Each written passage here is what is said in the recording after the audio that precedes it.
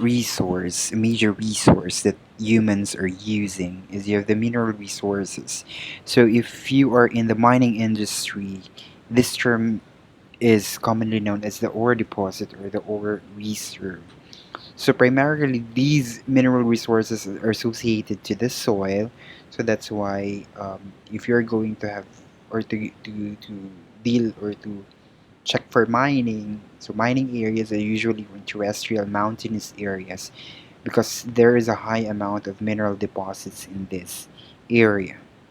So minerals provide the materials used to make of the most things which are industrial based, just like cement, cars for metals, you have computers, you have the composition for synthetic fertilizers.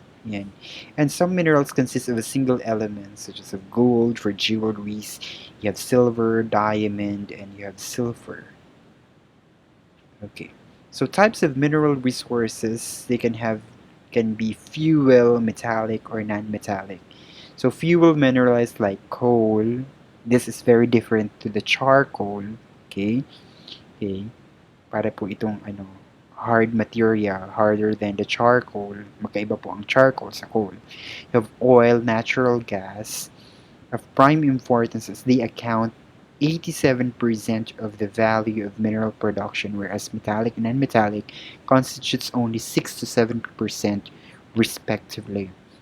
Okay, so mataas ang composition ng fuel mineral as compared to other type of minerals. And we cannot deny the fact the use of fuel in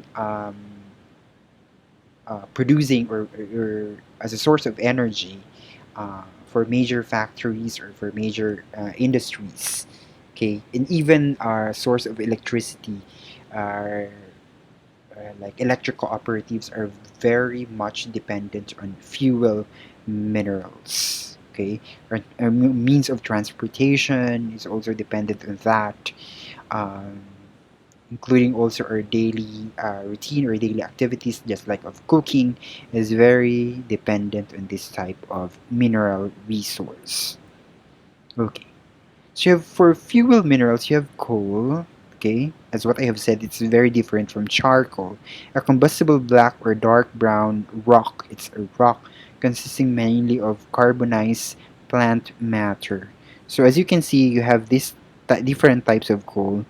Kung siya ay mas black, this type here, or yeah, matindi ang pagka-black niya, most likely that contains higher amount of um, increasing amount of heat and carbon content, so mataas ang energy production nito as compared to this because mataas naman dito ang content ng moisture which affects the quality of the coal.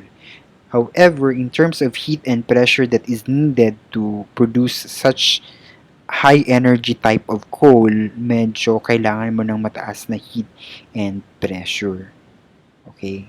Just like of the heat and pressure na kailangan para mag-form ng diamonds. Okay?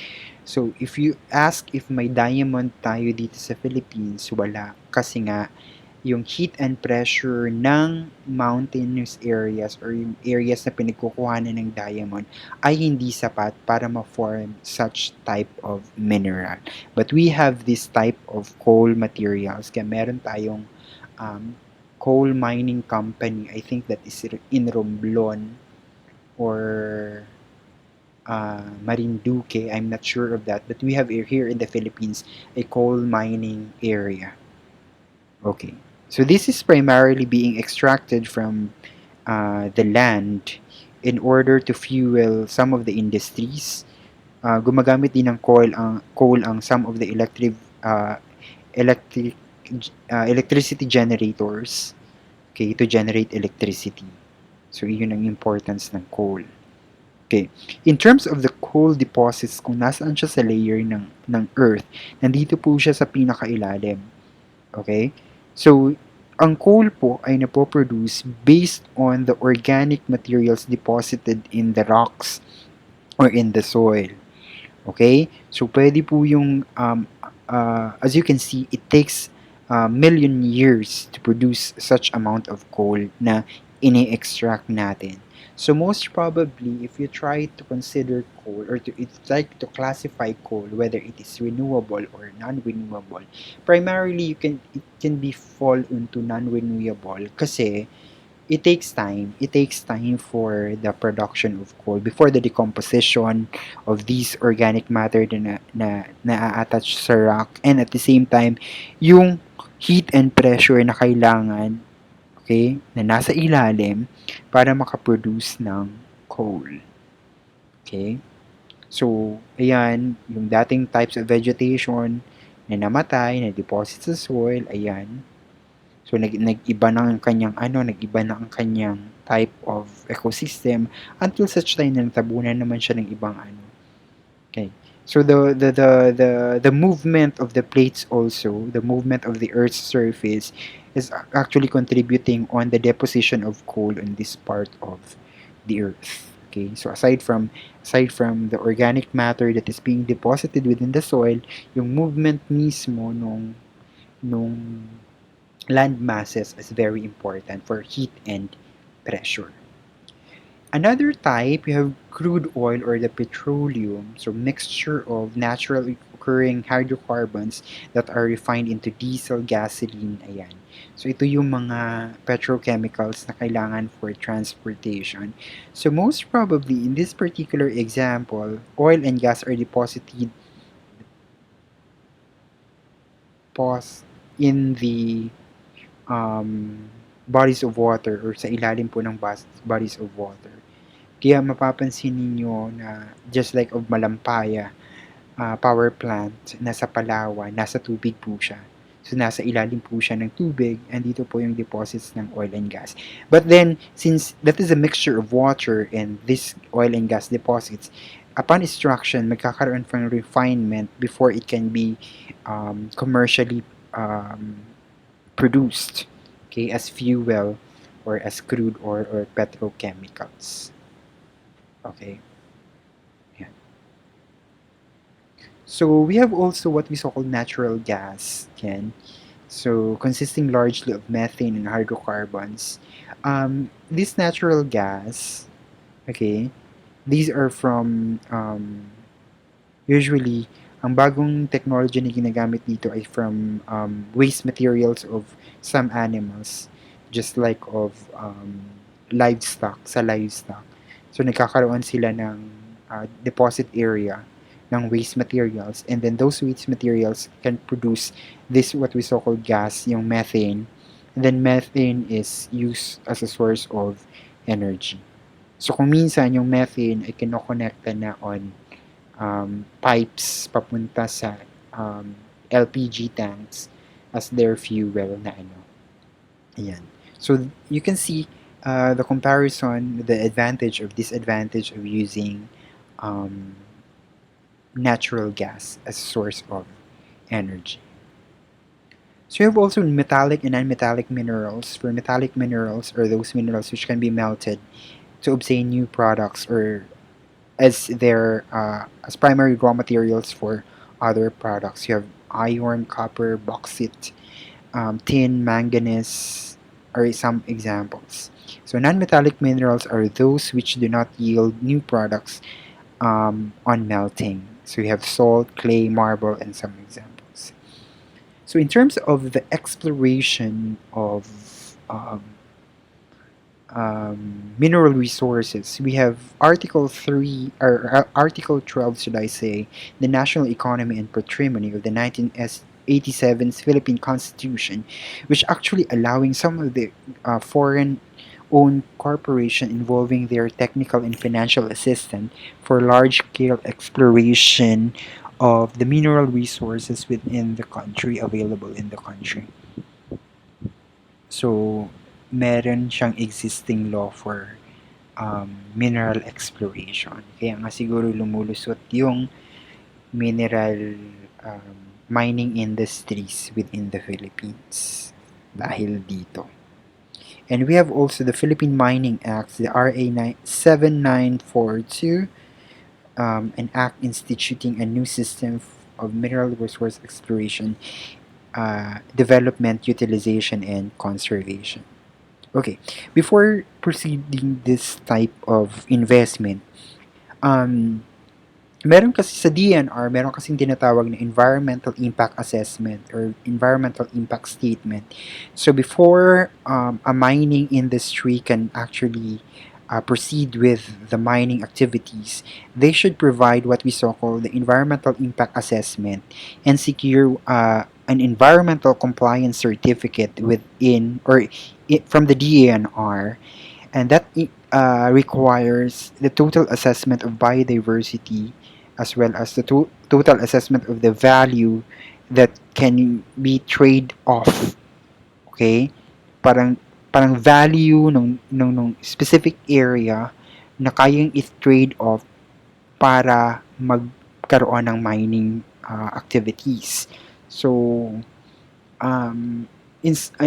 most of the time, nagagawaan talaga ng paraan ng mining industries na makapag-produce ng magandang environmental impact statement. Okay? Ano ba ang napapaloob sa environmental impact statement? Nandoon yung possible impacts ng mining activities. At the same time, nandoon din yung paano siya i-address ng mining industry. At the same time, paano siya i-monitor, ang process ng monitoring if nasusunod yung mga napapaloob sa environmental impact statement. So yun, if that is well done, then there's a higher possibility that that mining industry will be permitted by the DANR. Okay. Ang problem lang dito is that we don't have this monitoring team with the side of the government na um, pwede sanang mag-monitor if the strategies that being placed in that particular um, environmental impact statement is being observed and followed by mining industry. And sa documentation naman na ginagawa or napapanood sa TV, nakikita nyo naman yung impacts ng mining industry. And mining activities has its lifespan. I think 50 years lang siya. And then after 50 years of mining, there is what we so called rehabilitation process na kailangan din i-conduct ng mining industry. Okay? So, however, rehabilitation takes time. And na-change na kasi yung original composition ng area, kaya medyo mahirap yung rehabilitation process. And mahirap nang ibalik din yung original composition ng vegetation sa mined out areas. Kasi may instances na nawawala din yung mineral content ng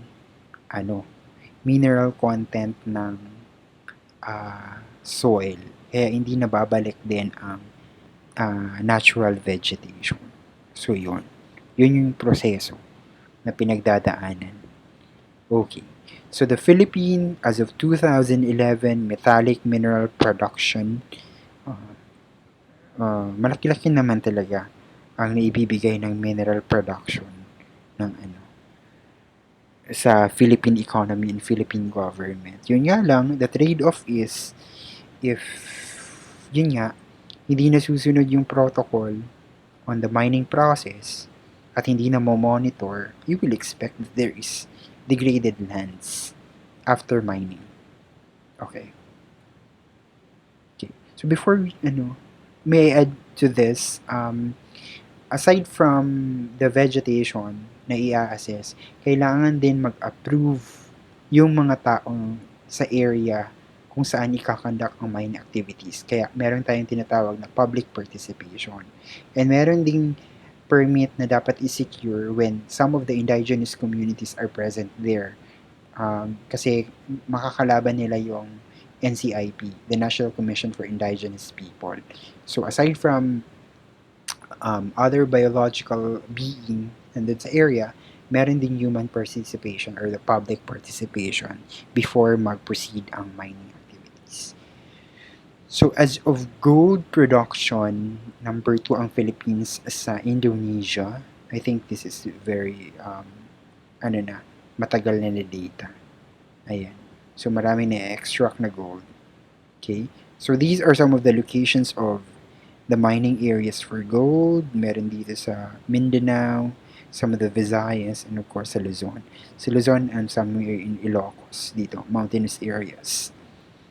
Yeah. Okay. Most of the gold mining areas are within mountainous areas. So extraction of minerals, there are different types. Ito naman, gagawa ka talaga ng hukay. You have open pit mining, and as you can, okay, medyo mahirap yung process ng rehabilitation in this part. Okay, huhukayin mo kasi ang bundok. That is open pit mining. And you have strip mining, by strips naman siya. Okay, so hindi mo hukayin, uh, paano lang, by this particular strips, by linya. And you have contour strip mining. Ito, feeling ko na o-observe nyo to on limestone extraction. Ayan. So, if you have mountainous areas here, paunti-unti yung pagkuha ng mineral resources. Okay, you have the mountaintop mining. Ito, kakalbuhin mo talaga yung ibabaw ng bundok, which is, I think, very prone to landslide. As you can see, walang vegetation nagsusupport, and this particular process of mining also makes the soil very loose. Kaya pag nagkaroon ng precipitation dito, magsisip in, then kung medyo mabigat na, saka bibigay. Kaya that's one of the problem for mountaintop mining. Okay.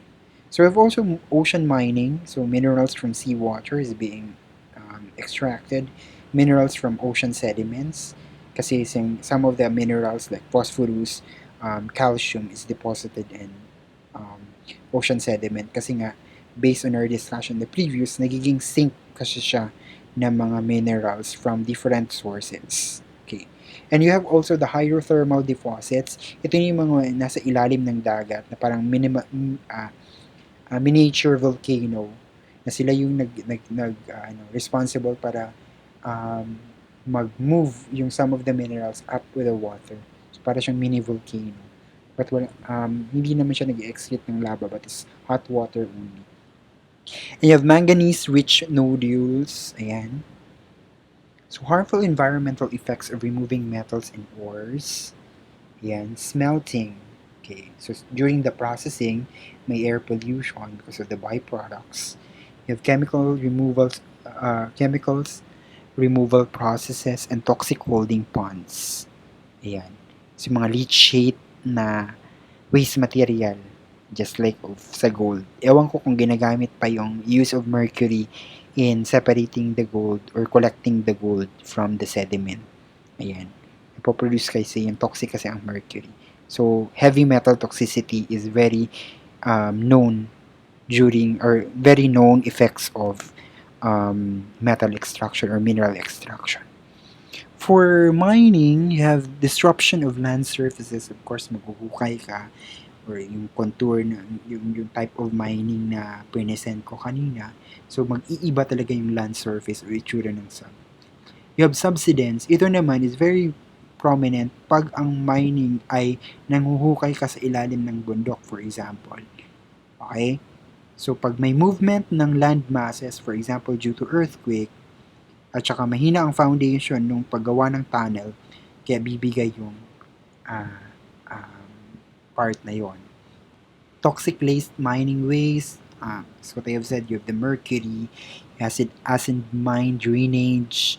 Kung titingnan mo yung bodies of water na malapit sa mining areas, nag-iibang kulay ng water, it's because of the accumulation of other acids or of course it will affect organisms, aquatic organisms. Not only aquatic organisms, but also terrestrial organisms. And of course, the gases that it produces during the processing of minerals.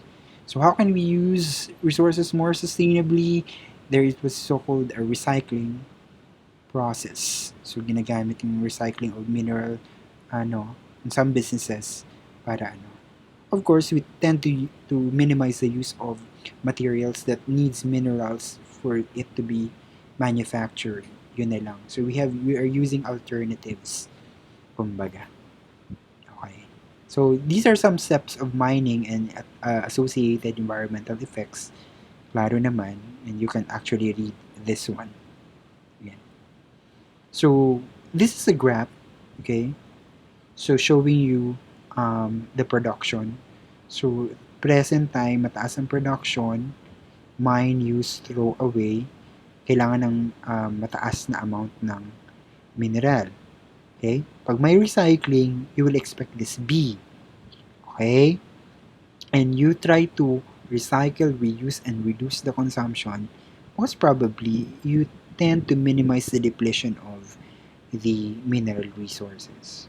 Yan. So, konti lang yung production ng mineral as well as kung konti ang production, kasama nun ay yung konting extraction ng mineral resources from our ecosystem.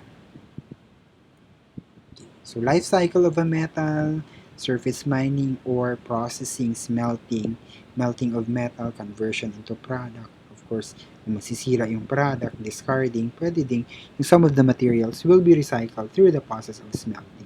So in the smelting process, as you can see, air pollution is very prominent. Okay?